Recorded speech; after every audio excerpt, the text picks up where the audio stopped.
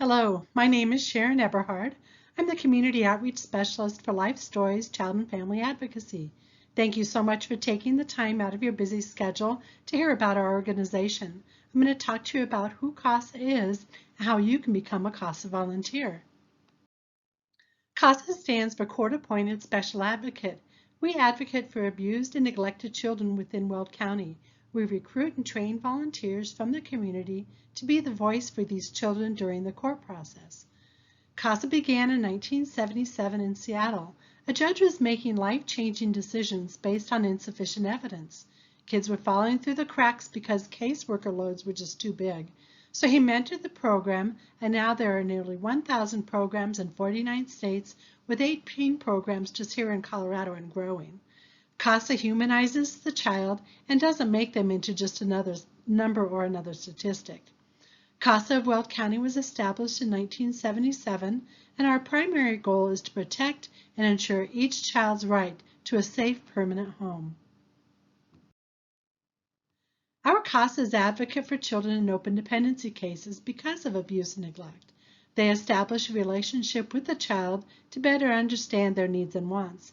They also serve as the fact gatherer by meeting with other professionals like teachers, therapists, the caseworker, or any other adult who may have an impact on that child's life.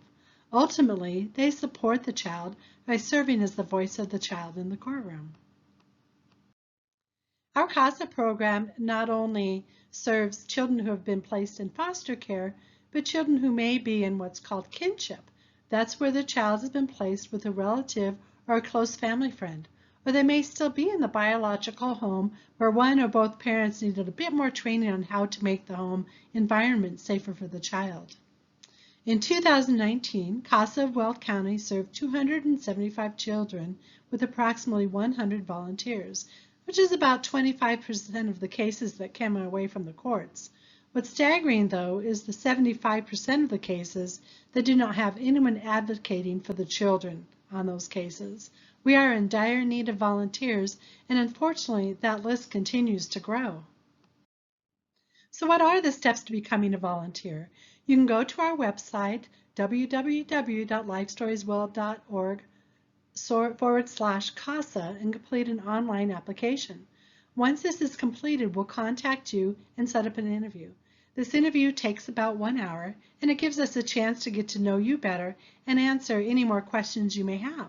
The training is about 39 hours, and that includes in-class time, homework, and a 2-hour court observation so you can see what the role of the CASA is in the courtroom. On the last night we will meet at the courthouse, and you are sworn in by one of the judges as a CASA volunteer, and then you're ready to go. So how are volunteers matched with children? Well, during the training you will fill out what we call a case preference form. This goes over what type of case you feel you would be the most comfortable with. Age, number of children on a case, and geographical area. We serve all of Weld County and ages infant to 18. Once we receive a case, our supervisors review the cases and try to make the best match with our volunteers. We want this experience to be a success for everyone.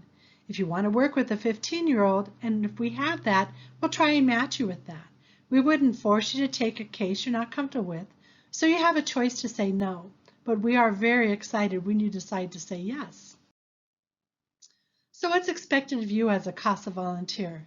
You might think, another thing to add to my weekly list. Well, we ask that you would meet with the child once a week to establish a relationship to better understand the child's needs and desires. We are typically the only consistent person in the child's life. These children bounce from home to home, have caseworkers in and out of their lives, and hardly speak to their attorneys. That's why it's important for you to visit these children. Our judges have a concern for these children, and that's why we are appointed. We are considered to be the eyes and the ears of the judge and a voice for the child. We do our own independent investigation as officers of the court and make recommendations. We may also communicate with teachers, therapists, and other adults who may be a part of the child's life. The court report paints a picture of the child. We talk about the child's hobbies, areas of interest, and details of what the child is like. Our reports are different than caseworker reports, and the judges do take our recommendations into consideration. although at times they might not order what we recommend, but the final decision rests on the shoulders of the judge and not on the CASA volunteer. You might think, I'm volunteering my time and there's a commitment of 18 months. Well, the reason we ask for 18 months is because that's the average length of a case. Since all cases are different, some cases may be less than 18 months and some may be a bit more. We understand life happens and things can come up, but we ask for a minimum of 18 months. We want to make sure we are that consistent adult. Visiting the child's placement may include group home, foster home, guardian or parent, or the home of a relative.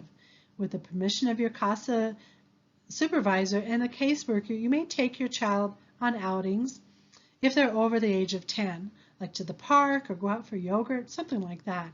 Each time you visit the child, you take notes of what happened during the visit. If it takes you 10 minutes to write those notes, that's 10 minutes towards your case. If you speak with the attorney or the caseworker, that's time towards your case also. And the time it takes to drive to see your child to and from, that counts as well. We ask for our CASAs to attend court hearings, but sometimes we know it's not feasible, and we understand due to other personal restrictions you can't. Your CASA supervisor attends with you or on your behalf. We encourage our CASAs to attend court hearings because our CASAs are the ones putting in the time and sacrifice to work their case. We also require 12 hours of continuing education per year.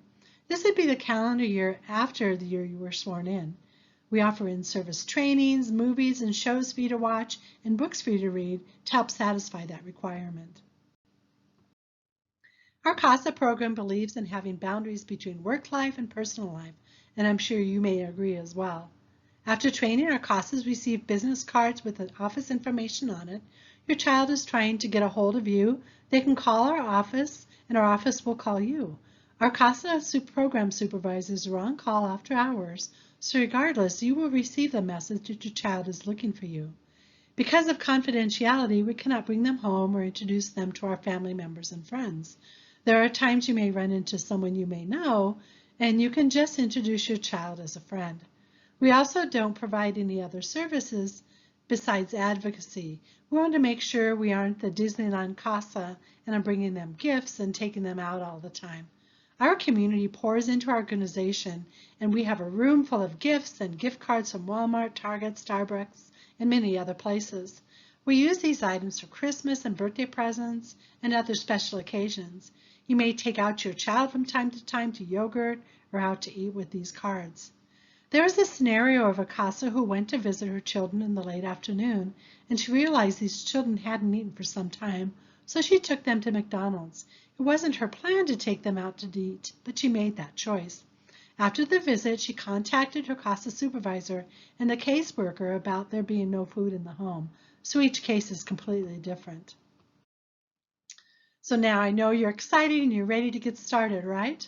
Well, please go to our website, www.lifestoriesweld.org/CASA, and fill out the online application. Once you receive your completed application, we'll contact you and schedule your interview. Volunteering as a CASA is a big commitment, we know that, and it's not for everyone. But there are many other ways to volunteer. You can attend our fundraising events or become one of our ambassadors and assist us with different community events. If you're unable to donate time, we always accept donations. Check out our website, www.lifestoriesweld.org, and see how your donation can make a difference.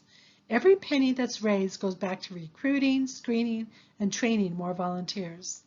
And as always, if you have further questions, please contact me, Sharon Eberhard, at 970-353-5970, or send me an email and I'll get back with you, Sharon at lifestoriesweld.org. Thank you so much, and I look forward to meeting you.